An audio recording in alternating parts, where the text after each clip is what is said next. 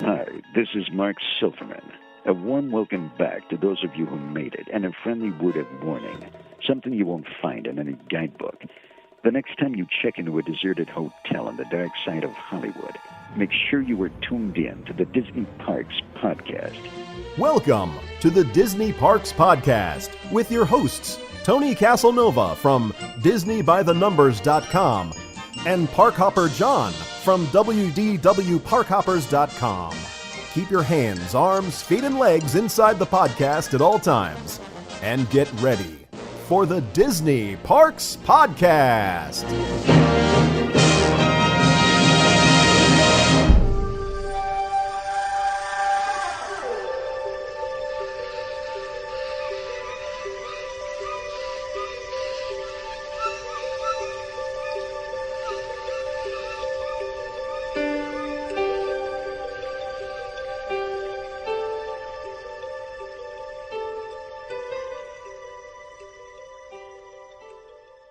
Well, hello, everybody, and welcome to the Disney Parks Podcast. My name is Parkhopper John, and I come to you from WDWParkhoppers.com. Joining me, as always, is the lovable, huggable, you just can never get enough of him, Mr. Tony Casanova from DisneyByTheNumbers.com. How you doing today, pal?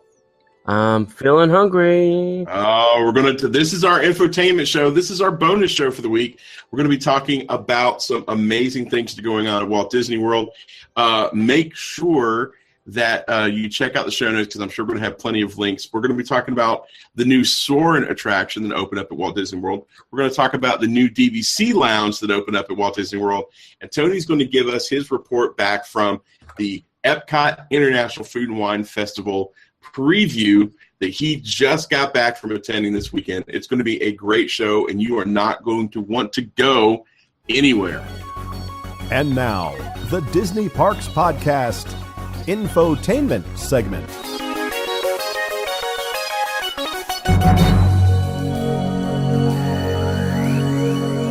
All right, let's talk about Soarin first because I think that is interesting.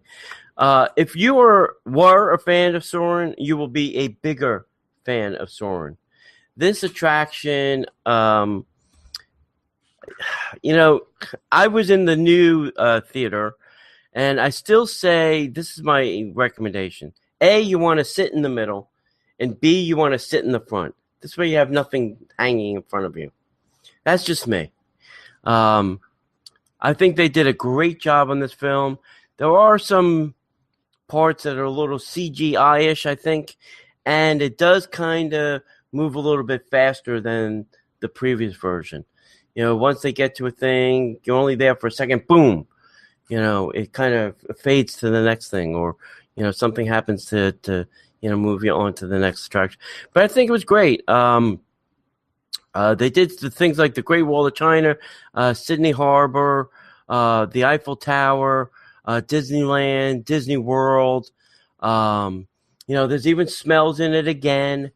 We were on the Serengeti. You're just all over the world, literally all over the world. Now, were you able to do the attack on Jakku? No. Hoth? No. None of that stuff? That would be soaring around the universe with Star Wars. That would be killer. That'd be pretty badass. Killer overlay for one of the theaters. Killer. Still Soarin' is, even with this third theater, it's still a little tough to get fast passes. I'm still going to, tell you to go out and get them pretty early. The day of will never happen. Toy Story Mania seems to be a different story, and I don't know why. But the story over here is they're still a little tough to get. And the lines are, they're not crazy. They're not like what they used to be. But they're still topping off around an hour and a half. So how is the queue different now? Because they've got the third theater. Is it really make a difference, or is it like you just happen to be walking down a much longer hallway? Normally, when you got to the end, you went to the left, to the right. Now there's a straight, and that's the new theater. Really? So now you get to go. Oh, that's cool. Yeah. So Studio A is to the right. No, to the left. Studio B was to the right, and then Studio C is in front of you. And then that's a very long hallway to the theater for some reason. Right. I don't know why. You got to go into the new theater and see the new. Yeah. All right. Yeah. So the question that I have, Mm-hmm. Patrick Warburton, is he still doing the? He's back. He's still there. It's still the same spiel. You know, you still have to remove these little beauties. These little beauties. Yeah. It's still sarcastic Patrick. He's still there. He hasn't gone anywhere. I was very happy to see Patrick. I love him. I think he's the perfect person for that attraction. So he's still there. That's good. Yeah. So while we were in Epcot, killing time, we decided to pop into the DVC Lounge. And this is, you go in the Imagination Pavilion merchandise store. So, you know, everybody's leaving. They go through the merchandise shop. Well, you're going to go in that door, and you'll see a little podium there, and that's where you'll check in. And then there's a little spiral staircase that takes you upstairs. And let me tell you, well, it was raining when we were there, and it was packed. So there's a lot of seats. I will say that there are a lot of seats, but there were still some people sitting on the floor, you know, because there just weren't enough seats, which I thought was weird. You know, I guess it's got a capacity of X, and they don't care if everybody has a seat. So that's the thing. There are 3 Coke Freestyle machines plus a Keurig to get coffee. There are only 2 computers to do your boarding passes, which were print out stuff, and you'd have to pry them out of the kids' dead cold hands because kids were on those things playing games and not doing anything important. There were then 2 Disney Infinity set up, and then a little kids area that was playing movies. And then somebody working a help desk. You can ask them questions and all that kind of stuff. My only negative thing about this, or my only kind of wonky concern, was there's no bathroom up there. You have to actually go back downstairs, outside, and all the way to the far left of the Imagination Pavilion. Those little bathrooms off in the corner there. Those are the only facilities. So, but it's nice up there. If you're looking to get, charge your phone, or there's plenty of places to do that. Everything's got plugs and USB ports and things like that. So you can certainly recharge those things while you're recharging yourself. So the other thing is they do give out free snacks about the top of the hour. They have some chips and gummy bears and things like that. So you can get some free snacks while you're up there. That's it. It was a lot of fun. That's cool. And so you rode the elevator up, I'm assuming? We took the elevator up. Yeah. Somebody said that it used to be a glass elevator. I can't remember it being a glass elevator, but now it's not. It looks like they put something, like a wrap on it, like, an Epcot wrap. Nice. That's fine. That's cool. Fine. That's very cool. Yeah, good stuff. So I think there should be one in every. Listen, there should be one in every park, and there should be an annual pass holder, or they should at least maybe share the same lounge. Have a pass holder lounge and have a D23 charter member lounge. You can make a lounge and put everybody in it. That's self-serving, but yeah, that's a good idea. Yeah, I don't see why not. There's plenty of space. D23, then it have to be a D23 charter member. Then there has to be a Club 33 for all the Club 33 members to come to Walt Disney World. Hey, I'm a card-holding member of all the clubs. Whatever. You're not a card-hold member of D20 or to Club 33, brother. I know that's not true. That's not true yet. He's lying. He'd lie. Why are you always? I'm trying, not lying. Right.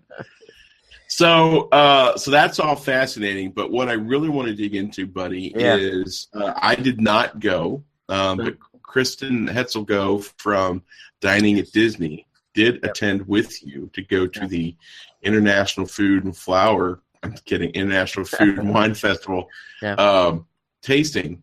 So before you get to... And Raphael from... Raphael? Yeah, that's not shocking. Mouse, yep. Did his mom go? Mm-mm. Mm. No mom this time. No mom this time. So I want to hear what you have to say about the entire event, but was it better or worse than years past? I'm going to say it has room for improvements. Awesome. It's still the buffet style, which I guess I don't mind. Here's my problem with the way they do the buffet style. Why can't they just have one long table with the buffet? Why do they have to put all the stations all over the place, and then I have to hunt for the food? Okay, that's I don't mind the buffet. I don't mind going up and getting it, but just put one long big table along the back so I can go get all the different dishes and all the different drinks all in one place. The other thing that I think they need to improve on is they're putting up these small little cocktail tables just for 4. And here was the problem with that. So there was 3 of us. There was me, Raphael, and his girlfriend. We had an empty chair. There were other people that there was only 2. There was another, people with 3. There were so many single seats that there were people standing, eating, in the middle of the room because they felt like they couldn't come and sit with us. Now, had they had bigger tables of say 10, I think more people would have conjugated to those bigger things rather than feeling like they were intruding on us 3 sitting at our table. You know what I'm saying? So I think they should just, if you're going to do it, just put out the big rounds, put the 10 chairs at it, and then people will go sit with other people, But when it's a table of 3, you feel like you're really invading that person's space. You know what I'm saying? So I think they need to fix that. Other than that, it's just the same. It's the same. Now, they did one thing that was really helpful to all the bloggers and foodies and, that go to these events. Because I think half the people that go have a blog. Well, they're not half. I'm going to take that back. Probably 80% of the people that were at this event have a blog. So they had a table set up, and anybody could have done this too. They had like kind of a rotating area of the chefs that you could have gone up. Anybody could have gone up and interviewed them, asked them questions. You could have brought your phone or your that's awesome. recorder or whatever, and they would have answered questions about all the stuff. I can't remember the new guy who's running the food festival. It's not Chef Jen anymore. It's somebody else. But you could have gone up and asked, any of them questions. The other thing is they had was a table with all the new items and the new liquor. So it was well lit. All you had to do was take your picture. Had a little card of what it was and the food. Little card and the food. They had it on, high, low. So it was perfect. It was perfect for all the blogging. It was all lit. No problem. Bam, bam, bam. You could take all the pictures, and then you were done. And then you could go eat. It was, you didn't have to go around and take all the pictures at the stations. It was all already plated, queued up, lit, ready to go. It was photo ready. So that was great, for us bloggers. And Marianne Hunnell came out, and, she came out actually twice. And, I'd really love to know what she gets paid because it's not enough money to do this event. It really isn't. I don't think it is. They should probably double this lady's salary because I think she works tirelessly on this thing. And I'm sure she's got a team of people, but I still think it takes a lot of people to pull off this event every year. It's going to be 62 days. I'm going to tell you 2 dates that you need to know. These are important dates. You ready? I am ready. Give me the 2 dates. 2 dates. You ready? Yep. July 17th is going to be the day that the website goes live. And it's Epcot Food and Wine Festival.com. Okay. July 17th, the site will go live. It will then have all the information of all the events and all the things and all that kind of stuff. Date number 2, July 21st. I believe it's going to be at 7 a.m. They're going to have to confirm that. All the bookings will go on sale So you want to book the party for the census, or Robert Irvine, or whatever. All those things will go on sale July 21st. Now, Marianne mentioned that they haven't announced yet, and they're not sure when, but there will be a day, possibly two, before the 21st, that pass holders and Tables in Wonderland people will able to book before the 21st. So somewhere between the 17th and the 21st, there'll be a day that we'll be able to book our events before they actually go live on the 21st. So those are the 2 days that you need to get your need to know. Remember, Sweet. 17th, 21st. If you're a pass holder, Tables of Wonderland, stay tuned to your mail, because they're going to send out some more information to you via email. She said there were 8 new acts coming to Eat to the Beat this year, but they are not in this book. There are no Eat to the Beat people in here. Yeah, they don't have those things scheduled out yet. I'm sure they've got preliminary contracts out, but But here is the thing you do need to know about Eat to the Beat. They are doing it candlelight processional style this year. They're going to have Eat to the Beat dinner packages at almost every dining location in World Showcase. Now, you can have either lunch or dinner, and you'll get then reserved seating for any of those packages. For the lunch and dinner packages, there'll be a choice of appetizer, entree, and dessert, and a non-alcoholic beverage. And the prices, vary widely. Let's see, what's the most expensive thing? The most expensive place is Chef de France. For lunch is $65. And then for dinner, it's probably the same. Oh, nope. Yeah, for dinner, it's the most expensive place. So if you want to have lunch or dinner and then have reserved dining for Eat to the Beat, you can do that this year. What else is new? The Rocking Burger Block Party is now going to be like a throwdown. So they'll have like 2 or 3 chefs that will make their burgers, and then the crowd will vote on those burgers, and then the crowd will actually pick a winner. So that should be interesting. There's a lot of new. If you ever heard me talk about the What's Cooking With, and they have some famous person coming, we usually like to go see Robert Irvine. They have a bunch of interesting people coming this year. They have like Elizabeth Faulkner, Brian Voltaggio is coming back. Graham Elliott, Buddy Velasco is coming back. Kat Core is coming back. Emily Enlin, who is a friend of Ashley's. Andrew Zimmer. Rock Harper. Duff Goldman is coming, I think, for the first time. Jeffrey Zakarian is coming for the first time. Alex Gornishelli, David Gauss, Sarah Fiona, and Jengar Mehta. So it is chock-filled. These are on Fridays and Sundays this year. So it's not just on Saturdays anymore. It's on Fridays and Sundays. What else are they going to have? They have a lot. I'm telling you, this book is 20 pages filled with tons of information.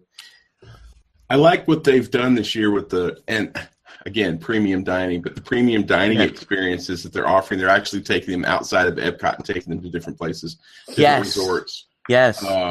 Looks like they have an interesting event going at the Grand Flow. They have another event at the Convention Center, the Chef's Table, the Contemporary. Right. They have a behind the scenes at Trader Sam's Grotto. Yes. That would be a very interesting thing to take on. And then they have the Yachtsman Steakhouses has got a featured event too. I think all of those events would be really cool. They're not super duper expensive. Right. The one that and we're going to have, I don't know how we're going to figure this out, but we're going to do it. We're going to put these pictures up online. The festival tasting sampler, where it's $59 per person, and it gives you a custom credential with 8 entitlement tabs for food or beverage items of your choice from the 30 food and wine festival global marketplaces. Right. So that'd be kind of cool.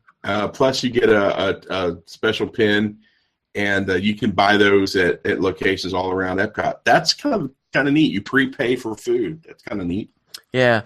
She also said that they were doing a festival tour. It's a whole day experience. You know, they show you how the festival's pulled off, and they take you backstage, and they show you, you know, where everything's done, and you know, then you can go on stage and try some food. I just had, she didn't even say what that was, and when Disney doesn't say what the price is, it's got to be scary. If you have to ask, you cannot afford it. Yeah, I was guessing it's going to be like $1,200 a person. If it's an entire day experience and all the fixings and trimmings are included, I think it's going to be very expensive. I don't think they're going to do that on the cheap. Book signings and meetups are still happening. There's still going to be bottle signings. The Back to Basics, the cheese seminars, they're all coming back. What was the other? Hold on, I had another. The boot camp series. It's got to be the boot camp series. They've got 2 boot camp series that I'm very excited about. One of them is Exploring Wines the Mondavi Way, talking about Robert Mondavi wines, but the one that really speaks to my soul is Demystifying Bourbon the Jim Beam Way. Right. Oh my God in heaven! It's $129 per person, but you get to talk about bourbon. You know, come on. It was called the Mix It, Shake It, Make It, and that's not listed in here. And that's a new item that they're having this year. So it'll be either you'll be making a cocktail of sorts, or you'll actually be making something. So depending on which chef was doing what, or if it's a mixology person, you either be making a drink or you'll be making something. And one of the things that I saw from your Facebook Live that you did, pardon the cough, was this 25th anniversary of Conundrum. Yes. I cannot wait for that. I'm very excited for that. Love Conundrum. You know, our buddy Rick is going to lose his mind when he sees that. Oh, is he a Conundrum fan too? Oh, yeah. Always has Conundrum in the house, he says. You can't go wrong with a little Conundrum. No, you can't. Yeah. The other thing, too, and I don't know if they had this last year. I think last year they only had 2 levels. For a lot of these parties, like the Block Party and the Party of the Senses, they have 3 levels of pain, you know. So you can kind of pick something in your comfort zone. And, you know, you don't have to do any of those. But here's my thing. I don't want to be standing. You know, if I'm paying $159 to get into a Party for the Senses, I do not want to be standing over a trash can eating my dinner. I would like to have a table. So I'll pay a little bit extra, at least just to get a table. I don't need all the, you know, table service and waiters and whatever. I want a place to sit and eat my dinner, you know, if I'm paying that kind of money. The other thing, too, this year is they're having a Party for the Senses featuring Disney chefs. This will be on October 15th. So they're going to bring in a boatload of all their Disney chefs and have a Party for the Senses. And the other one is they're going to have a Party for the Senses called the Yellowween Masquerade on Friday the 28th and on Saturday the 29th. And that's where you'll be able to celebrate Halloween. And it'll be, you know, full-on masquerade and that kind of thing, champagne, and you could dress up, you know, in your favorite character or whatnot. Yeah, no, that's a little different. Yellowween is where you dress up, but you dress up and you were in black or yellow. Oh, okay. And we saw a lot of people there last year. We were there Halloween. Well, we were there on the night they did Yelloween last year. And that's a really cool thing. They started that last year, the first year they've done it. That I remember. They might have done it years ago. But that's a really cool event. The weirdest part is when you're all dressed up, you have to go to Epcot and walk in the gates and then walk through the parks to World Show Place. And it's October, so is it cool? No. Yeah. Are you dressed up? Yes. Are you sweating bullets? Definitely. Right. Yeah. They did not make mention of things being in Future World, but I think things will be in Future World. Last year they had the Chew Lab. The Chew is coming back this year. I've heard, the rumor I heard was that the Chew show is going to be taped on the back of the fountain. So it'll be the fountain, Spaceship Earth, and they'll be on that stage area there. And they'll be shooting from there. Yeah, that makes more sense. So they'll have the backdrop of Spaceship Earth. Yeah, that'll make more sense. It'll be a better shot. Where they had it last year was really weird, awkward. It's really awkward. Yeah. So it'll be interesting, if they do it there for two reasons. One is they're going to have to build something, a canopy for the show people. Now, if they put the audience in front of that, will they build a little canopy or something for the people? Otherwise, you are going to get baked. And not in a good way. Yes. Not in a good way at all. That gets sun almost all of the day, that area. So good luck if you're a studio participant. Now, I'm going to try and get us tickets as a group. I'm going to try and do like a podcast thing and see if we get us, 10, 15 tickets or something like that. Cool. And see if we can all do it. The shows are being shot, I think, October 5th to the 7th, and then will air on ABC October 10th to the 14th. So that's a quick edit turnaround time. Oh, yeah, that they can do that. That's easy because most of the show is shot live. All they have to do is edit certain things and then drop the the pre-recorded video packages in. Yeah, and the promos and all that other stuff. So it'd be good. Like I said, there's some of these people, some of these chefs that are coming down here that I really would love to see this year. I have to figure out how much money I want to. It's like going to Vegas. It's like, how much money do I want to lose at Food and Wine this year? Hey, did they have any indication of how far the booths are going? Are they going back into Future World again? Or are they? Yeah, that's what I was saying. They didn't say. I've heard that they are still going to be some booths in Future World. I think the Chew stuff is still going to be there, and that's when I heard that was going to happen, and then I heard the rumor that they were going to shoot with the backdrop of Spaceship Earth. I said, well, those two things then make sense, right? Yeah, because last year I think they started it a couple of years ago, but they put the craft beers in the old Odyssey building, which is a brilliant move. Was brilliant.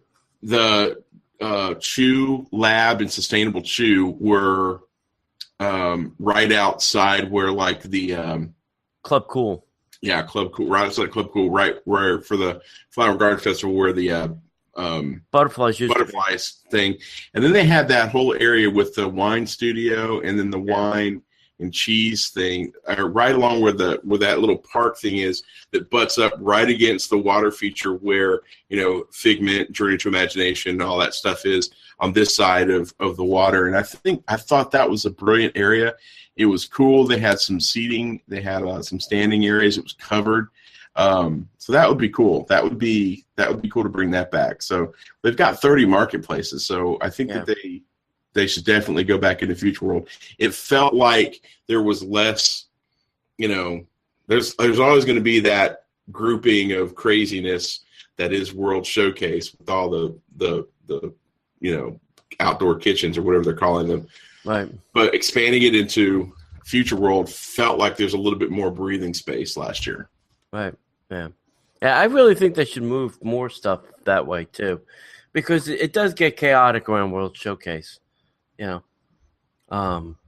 And I think anybody that tries to come into Epcot on a Friday, Saturday, or Sunday during Food and Wine wearing a shirt that says I'm drinking around the world and has all the countries should be asked that they can't wear that shirt and they can't come into the park. I'm just saying, I think it's time to enforce some alcohol limits at Epcot because there are way too many incidents that I've seen of obnoxious drunk people in the park. So that's just me. Maybe nobody's had that experience but me. But if you're there long enough, you will get to see it happen. You know. Hey, I think this thing that they're calling "What's Cooking With" that we usually go to. Mm-hmm. I think it's cheaper this year. I think it's only $129. I think last year was like $140 something. The other stupid thing is that it's now starting at 9:15 in the morning. 15 minutes after park open. That's crazy. Well, my question is going to be, if I were you and I were booking it, I would find out if they're actually cooking or they're just doing a salad. Well, this is what it says. It says, dig into one of your guest of honor's favorite dishes as they offer their keen culinary insights into what makes that selection so special. And then you toast your gourmet feature with sparkling wine before sitting down for a question and answer session with your guests as they share secret ingredients of their success. Here's how I make my salad special. Yeah. It says, enjoy a delicious plated breakfast joined by a celebrity guest. So I have a feeling that it will be the same thing each time. They're just going to serve up a plated breakfast. Right. They're going to serve you the wine, and then the person will just do their little Q&A. So yeah, that's. If I go 3 or 4 times, it'll be the same stupid thing every single time I go. I'm going to get so sick of the damn thing, I want to beat the milk out of it. Hey. Mickey waffles are still good, no matter how many They're times not serving Mickey waffles. If they served Mickey waffles, I'd be happy. They're not. Yeah, probably not. They're probably serving something a little bit more high end. Well, that's pretty good. Is there anything else that we need to know about the upcoming Food and Wine Festival that you didn't share with us? No. It's what is it? 180 days out? 90 days out. It's starting when? September 14th. It's starting September. Yeah, 14th. Yeah, middle of September. It's coming, buddy. It's coming quickly. Yeah. Here's my prediction. I think eventually they're going to add more days to it, and they're going to do that probably by moving it up towards Labor Day. I don't think they could go further out in November because they'll be pushing up against Thanksgiving, and I think they want a week of teardown before Thanksgiving happens. But I think they could get squeezed in 2 extra weeks by moving it up to like September 1st. You know? Oh, sure. I mean, they could do all sorts of things. Yeah. I don't know if they're going to go the full 3 months like Flower and Garden Festival did. But yeah. Well, 60 days is good. It's a good start. Yeah, 60 days is a great start. Well, thanks for sharing that stuff with us. It's good. So as we get more information and things happen, we'll share them here. And then as we start to experience things too, we'll bring them back to the show. Yes, absolutely. You can tell everybody about how how Jimmy bad Dean cooked me salad. Yeah, Jimmy Dean cooked a salad. It'll be interesting to see. Did they give you an idea? I didn't see it in the booklet. Did they give you a list of countries? Do we know all the countries there? No, they did not. There was a couple. Marianne had a slide, and there was still some undetermined, unnamed, to be named, to be determined. God, I hope Singapore doesn't make its triumphant return. Even some, she didn't even have this year. They did this earlier than they have ever. Normally it's a little bit closer to the festival. And I understand they're trying to get more information out earlier. I get that part. But I think this event could still happen a little bit closer to the actual festival. Just put the information out and then have the event. But anyway, what I'm trying to say is I don't even think they know the complete menus of all the booths yet. And, it's, like we said, it's like 90 days out or something. So. Yeah, that's kind of important to firm that up, guys. I mean, it's not like you have to order food or anything. Yeah. Which might explain why they ran out of a bunch of stuff in the front end of last year. Yeah. Remember that? Yeah. They ran out of a bunch of food on the first few weekends because they, just weren't prepared. So maybe they'll learn from their mistakes. Maybe Chef Jens Palmer can go in there and smack some people around and remind people, this is not how we do things. Yeah, well, cool. He's out. He's doing something else. There's a new guy. There's a new sheriff in town, and he's gonna make this a great one. You all here? All right. That's it for infotainment, John. Anything else you want to add? No, I think we're good. I felt like I did most of the talking. You did, because you got to do the experience. I asked you questions, and it was good. All right. All right. So that's it for this week's infotainment. And thanks for listening. We appreciate you taking the time out of your day, your busy schedule, to come listen to the Disney Parks Podcast. If you want to come follow us on Twitter, we are at Disney Podcaster. We're also on Facebook at Facebook.com/Disney Parks Podcast. And last but not least, visit us on our website at DisneyParksPodcast.com. And if you'd like to send us your thoughts of food and wine, send those to DisneyParksPodcast@gmail.com. And as we'd like to say around here, we'll see you at Food and Wine.